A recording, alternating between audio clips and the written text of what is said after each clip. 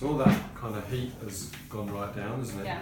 Yeah? I've just been icing it today as well. So. One of the things you can start to do is you can start to make sure your patella keeps moving, your kneecap. Yeah. Because you can get, with all that kind of boggy fluid around there, you can get used to the fact the kneecap's got loads and loads of movement, but as that starts to reduce down, you've got to make sure the kneecap's still moving. What you don't want is any adhesions, so that's a bit sore when doing that, Yeah, it's just around this side, yeah. So, you've either had a partial dislocation or a full patella dislocation. Possibly that's what made you think that your lower leg was moving. But there's, but there's no evidence. And we know that we've got some slight damage, grade 1 to the MCL, ACL as well. Those both are quite sore still, so.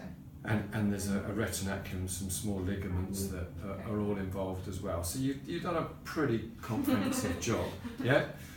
Compared to how you were last week when you came in, you're in that full brace, you start to get it moving, and actually that makes a tremendous difference to your lifestyle rather than being in that straight brace, which I think that actually was probably an inappropriate treatment package for you. What I want you to do now is I want you to see how far you can bend the knee up for me.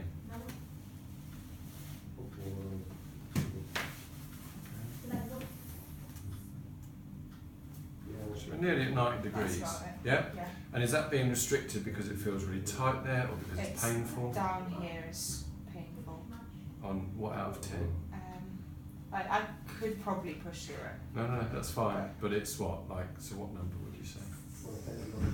Maybe 5, 6. 5 or 6, okay, that's fine. That's perfectly acceptable. And now just straighten the leg for me. Great stuff. What we're going to look at now is a quads leg engine. If you want to come around the back because you're not going to see it from that angle. So if you just relax back into the chair there. So what we're going to do now is that straight leg raise. Yeah. What we're looking for is there's no bend in the knee. Yeah, so I've still got. Yeah, I'm sure you do. But I want to see what level it's at. So. Okay, so there's the quads leg. It's what we call, so there's a shutting off of the muscle tissue there, which means it should go up as a straight leg, and actually the leg bends as we get hip flexion first of all. So just do that again. So it's nowhere near as bad as it was last week. Yeah? Yeah. What day did we see you last week? Wednesday? Was it Wednesday? Yeah, because it was almost Wednesday. Yeah. So we're not quite a week, are we? Yeah? Just push your heel down into my hand. That feels okay? Yeah? And so you bend this up slightly. Can you just put any pressure in there against my fingers so you're trying to lift it up? Just keep going. A few seconds. Any pain? A little bit. Okay, relax. That's fine. Push down into my fist there and just push up again. It doesn't need to be loads, it just needs you to activate the muscle. Go on. Any pain? More than before, but. Okay, so relax there. I don't want it to build up. What I'm trying to do is activate these muscles, yeah? And then gently just lift up again. Just here. More pain than before or not? It's less than when I was doing the lifting. Okay, right, fine. Now relax it there. Bring your toes up slightly so you're trying to lock that muscle a little bit more. And then really focus on the muscles at the hip flexor. And let's see whether you can do that straight leg raising for me again. And down. And now relax the toes for me. Just concentrate on this muscle here now, trying to lift up. And back down again. Now, don't worry about your foot position, don't worry about what muscle we're working. Just try and lift that leg up as straight as possible. Okay, I'm genuinely really happy with the way that's going. I think in 2 weeks' time, you're going to have probably got rid of that quads leg. Okay. We've got to keep working on it. You've just got to be so consistent with making that work. Yeah? Even just doing your static contractions there, like you've been doing, just tensing that quad. So just do that for me.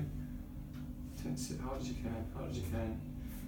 So you're very glutes dominant there, yeah? So really try and just concentrate on that. The whole body lifts up. Concentrate here. Just take it and give it some feedback. Bring those toes up so you really tense it. That's better. It's better when you do that. Yeah? Keep tensing it, keep tensing it. Now bend that knee up so your foot's flat. Do that same thing, tensing it. Keep tensing it, keep tensing it. Like hold the tension there and then lift it straight up. Push down through that foot there. That's fine. So you can see it's fatigue, the muscle's fatiguing, and also it's getting to the point where that kind of nerve impulse down through there is just stopping that from happening. So you've got to work in short bouts. So you do a few, wait till it gets like that, stop, go away, leave it for a couple of hours, and then come back and do it again. Yeah? One of the things I want to do is see whether we can flush some of this up. Yeah? So we're going to do a little bit of soft tissue around here and just push it up towards that thigh. Yeah? You're then going to get up and walk around and it'll look like it fills up again, like doing, but that's fine. We're just trying to effectively give it a bit of an oil change. And I want you, when you've done your exercises, just make sure that you've got that patella moving. And you can tense both at the same time as well, like we were doing before, so you get a bit of carryover from that side. Genuinely couldn't be happier. I know it probably I know, it does feel like it's got a lot better since last week. And it's going to do that, and then it's going to plateau, and then so we've got to keep your motivation going. Got to keep your motivation going as much as anything.